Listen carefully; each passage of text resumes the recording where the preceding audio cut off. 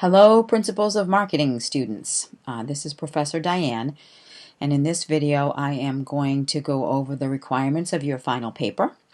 Typically I would do this in class, but it takes kind of a long time. It takes probably half an hour to go through this, and I don't want to waste time during our virtual classes to go over this material, so I'm doing it as a video, and like I said, it's probably going to be long, which means it's going to be a little bit cumbersome, but we'll give it a try. Hopefully the dog won't bark and I won't get interrupted. This is my fourth attempt at this. So let's go. So again, this is your final paper. It's due the last week of April. April 28th is the deadline. And absolutely no extensions on that. So you need to get it done on time. So this paper is not a research paper. This is you looking at a small company. It can be a family business, your business, a business you want to start. It could even be the product that you created in class, the bulletproof backpack or the pet bed or the couch covers or whatever the product was you came up with. It could be that. But the things that you put into it need to be real. So we're going to go through the details of this. Almost everything that's in this paper you have already done either in your teams or as individual assignments. Please don't wait until an hour before to get this thing done because there's quite a bit to it. And please make sure that you're following the guidelines and answering the questions. What you don't have to do is you don't have to write a lot of, English comp kinds of things. So don't give me connecting paragraphs or connecting sentences. Just answer the questions. In fact, you can actually just take each of the questions and enumerate them. Number 1, answer. Number 2, answer. Number 3, answer. All right? So let's go through each and every one of them, and I will explain it to you. So you need to do this in this order. It's really important because this is how a marketing plan would actually be written. So the first thing, so I know what you're doing, is tell me about your company, how big is it, what do you do, and where are you located. Every single one of these items has a point value next to it, so it tells you what it's worth. Describe your products and services in 1 to 2 paragraphs. 1 to 2 paragraphs, a paragraph is 3 sentences or more. So just give me an idea of what you're doing. The next piece is give me 3 unique selling features of your product and their corresponding benefits. So when I say unique selling features, I'm going to look at the pet beds. Don't just tell me that it's a cotton pet bed because that's not very unique. Unique is what are you making, what are you doing to make it, I'm making this up, good for arthritic dogs, right? So the feature is what it's made with. The benefit is what the consumer gets. So my example here is Tide has Febreze. Well, some of the Tides anyway. What does the consumer get out of that? It's very simple. The clothes smell fresh, right? So you need to come up with 3 features and corresponding benefits, and I want them written exactly as you see it here, right? I want to see a feature, and then I want a benefit next to it or below it. Don't give me 3 features and then give me 3 benefits, because I won't know which one is the correlation, and these have to have a correlation. What stage of the product life cycle are your products or services in? Go look that up in the book. We talked about that way back in the beginning of the semester. The next thing is I want you to conduct a SWOT analysis of your marketing. Not of your business, of your marketing. Strengths and weaknesses are always easy. Opportunities and threats are a little bit more challenging. Remember that opportunities and threats are things happening in the outside world that your business cannot control, but will have an impact. So here I am on April the 2nd recording this, and a big threat to every business right now is the COVID virus, right? So we can't control that, unfortunately, but it could have an impact. You don't have to tell me what you're doing about it at this point. At this point in a marketing plan, we are looking at what's happening in the world from sort of the 50,000 foot level, what are the things that are going to impact my business. An opportunity, and again, there's a little video in Blackboard that reviews all of this, as well as, of course, the book. An opportunity is something that, again, you don't have any control over, but may want to take advantage of. You don't have to tell me if you're taking advantage of it. So if I'm a landscaper, the opportunity that's happening right now is an early spring, right? 10 years ago, there could have been a foot of snow on the ground. Now, at least in my backyard, there's a lot of things that are already blooming. So that's an opportunity. So you just have to list those and make sure that they're marketing opportunities, right? Things that that we can look at in marketing. So cutting costs, reducing employee turnover, those kinds of things are not marketing. Next one is 3 objectives of the marketing plan. Remember that objectives have to be measurable and they have to have a deadline. Objectives are the results you want to have happen as a result of this. A little redundant. Oh well. So what do I want to have happen at the end of my marketing plan? Well, something simple like, I want to increase sales by 10% by July 1st, 2020. I want to increase my Instagram followers by a certain percentage each month for the next 6 months. Running an ad, setting up a social media profile, putting up a website, none of those are objectives. Those are programs that deliver objectives. So if I was your boss and you said to me, hey, I want to set up a TikTok profile, I would say to you, what am I going to get out of that? And you're going to say, well, we're going to get 10,000 new people to see our product, and it's going to increase sales by 10% by June 1st, right? So think about the results you want. The next piece, let's scroll up here. Who is your target market? I'm going to do this in 2 pieces. One is a bonus. Remember the target market. You can have multiple target markets. Your first target market are the people that are going to be your most frequent buyers and will buy from you not just now, but 10 years from now. So I specifically want your general target market of where your product fits. Make sure you tell me the geography, the gender. Yes, you have to pick one or the other, not both. The age range, family life cycle. Again, these are all in the book, but please go look it up. Family life cycle is single with kids, married with kids, divorced with kids, grandparents, no kids, right? What does the family look like? Psychographics, again, look it up in the book, but psychographics are the personality things that make us who we are. Somebody who's a competitive snowboarder thinks, acts, behaves, and buys differently than someone who is that knits for a hobby, like crochet knitting. Also, income range. Don't tell me high income. Don't tell me middle class. I don't know what that means. Middle class means something different to everybody. So please put those in numeric ranges. Here's a 5-point bonus, and we did this in class. Create a buyer persona profile. There's an article here that I want you to look at that shows you a profile of Rachel. And what I want from you is to give me a buyer persona profile that has the same amount of detail as Rachel's. And yes, I want a picture. Next one, competition. You need to look at your competitors. Even if you're using a made-up company, you need to look at real competitors. So if you're saying, well, I'm creating this pet bed, who else is doing that? And I want you to list the differentiators. That's the top things that make you better or different than your competition. So don't just tell me that your pet bed is made with cotton. Tell me why it's better than the next guy's. So you're gonna, put, your company and then 2 competitors with the various differentiators. Yes, I want you to do it in a table. Yes, you can go into this document. This is a Google Doc, and you can copy the table layout so that you don't have to build it yourself. But yes, I want it in a table. Okay. Next one, describe the value of your brand in the marketplace. We did not do this in class, but you are going to do it on your own.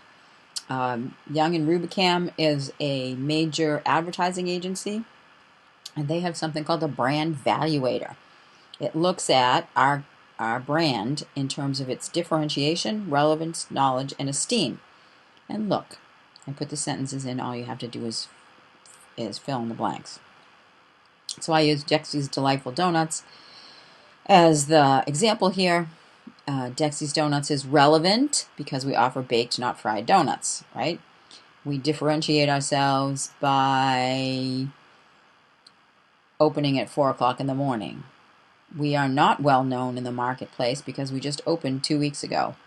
And when customers think of Dexy's, they think of it as a whatever you think the customer thinks of, right? In this case, maybe they think Dexy's is an all-natural, organic kind of donut.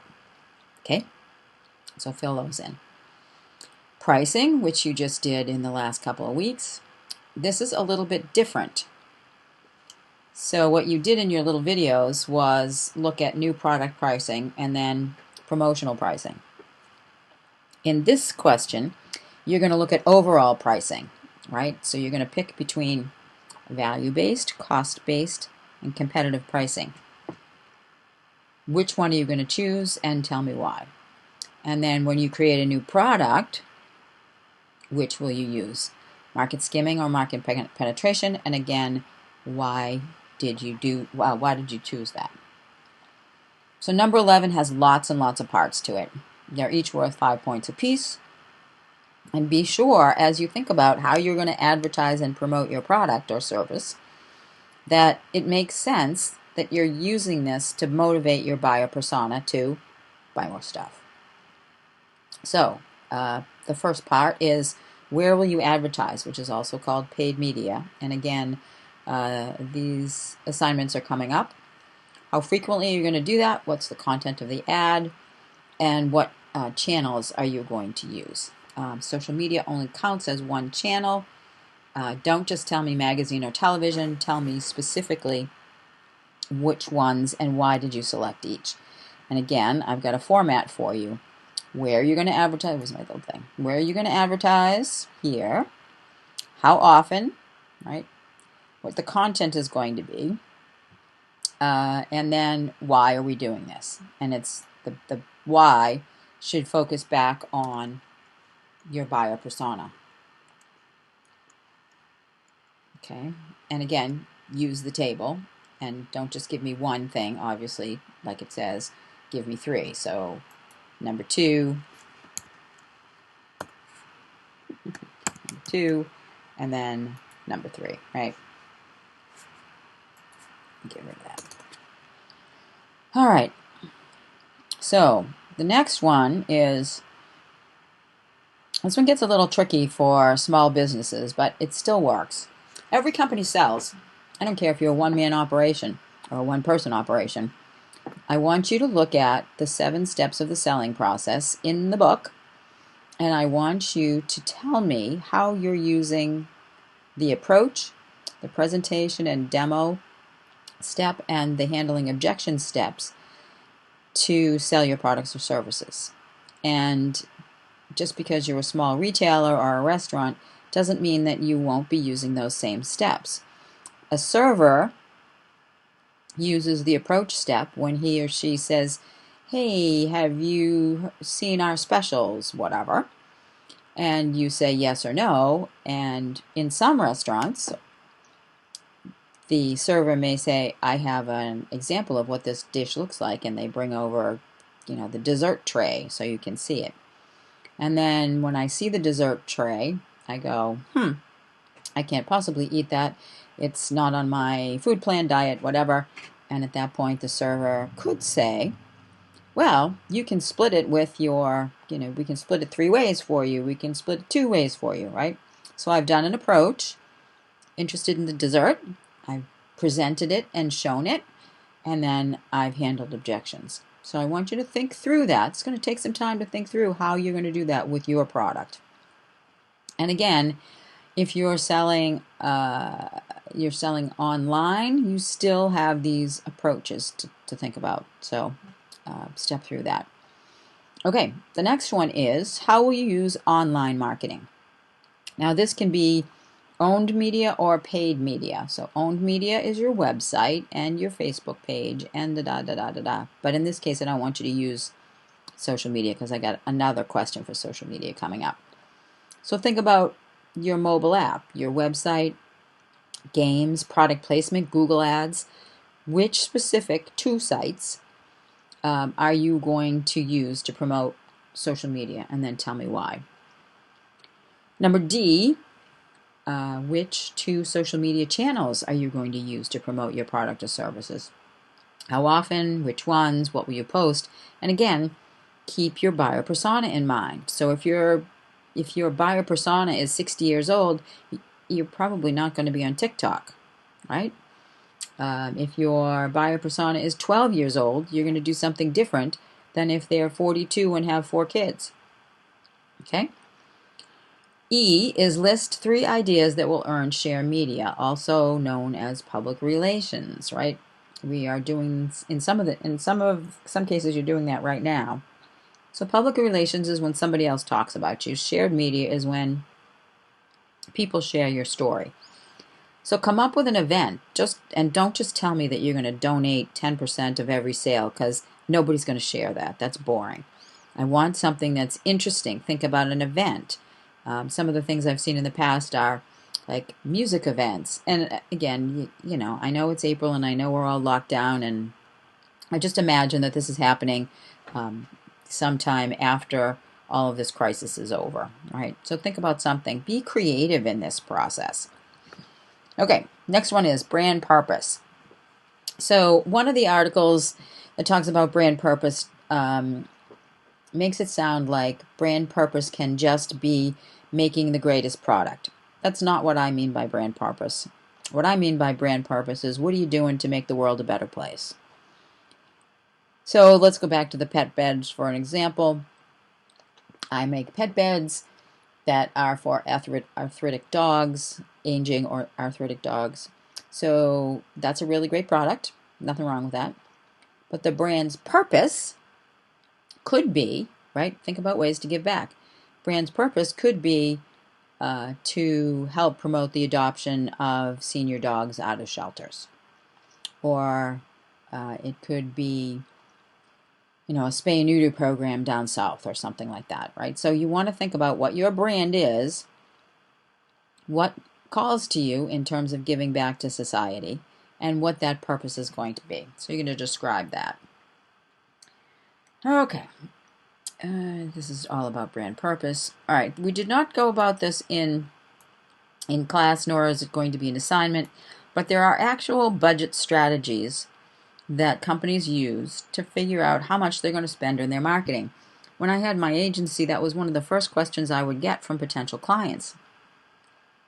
How much should I spend? When can I start? When can I stop? And so there are several strategies that I'm going to have you look at, and I even gave you the page numbers, to go look at what you think makes sense from the various strategies that are listed. It's an itty-bitty little tiny 1 paragraph, so keep an eye out for it. And that's the bulk of what you're going to do. Now, if we were still having class, you would actually present a subset of that during class as part of your grade. Obviously, that's not going to work. But I do want to give you some bonus opportunities. So a couple things. If you, for 10% bonus on the total paper, if you create a product that's new to the world, you get a 10% bonus. But you got to tell me what is new about it. Don't assume that I already know, so explain it. Some other notes on the written report, just to reinforce. Your answers don't have to be in paragraph form unless I ask you for it, right? Use a bulleted list, use a table, and if I ask you for a paragraph, it should have at least 3 sentences. Absolutely, positively, no late papers will be accepted. Please, please, please, please, please be sure to run the spell checkers and grammar checks before you submit your papers. And again, the formats that I can accept are here. Yeah. Let's see. So here's a big bonus. You can create a video. Remember, we did a pricing video earlier in the semester. You're going to use that same tool to do that. So, but it's not going to be the entire paper because that would just take way too long for you to put together and me to read. So these are the 7 things that I want in the video, and I want them in this order. So an overview of your product, your top 2 features and benefits, 2 marketing objectives, the target market, and buyer persona. Include the competitive table, 5 strategies of the promotional mix, and what your brand purpose is. So that's 7 things. There should be 7 in video. We call them scenes. We don't call them slides. So there should be 7 scenes in your video. Your video probably won't take more than 3 minutes at the most, I'd guess. The video must be, yes, it must be created in Adobe Spark, nothing else. Like I said, each topic is 1 scene.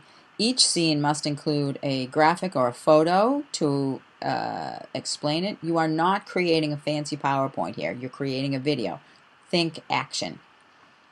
So each scene must include background graphics, summary text of no more than 7 words. So up here, for example, when you're describing your target market and buyer, you might say, well, my target market is men age 18 to 22 living in Gloucester who have a boat and a dog and have no children and make between $100,000 and $150,000 a year. Maybe that's your target market. You're not going to put all of that on the words in the video. You're going to say it. So you're just going to, on the screen, you're just going to put a summary. Maybe it might just say target market.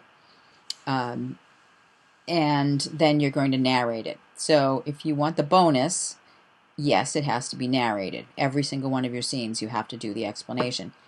Adobe Spark will automatically expand each scene's length to accommodate however you narrate it.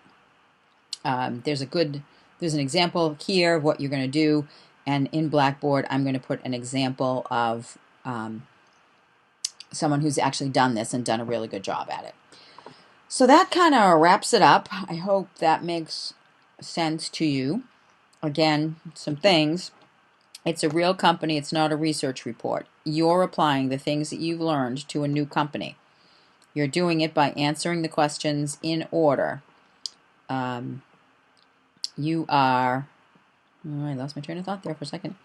You're going to do it on time. You can decide whether or not you want the bonus. It's completely up to you. Don't wait till the last minute. Please email me as you're going through this video, which I know is long and not particularly exciting. Please email with any questions you have along the way. Obviously, don't email me at midnight the night before it's due because I probably won't be able to get to it. Yes, I will take a draft up until maybe 4 days before it's actually due. You can send me a draft. I will grade it as if it were the final and tell you exactly what you need to do or not need to do to improve your grade. So again, for the 45th time, if you have any questions at all as you go through this, please make sure you send me an email.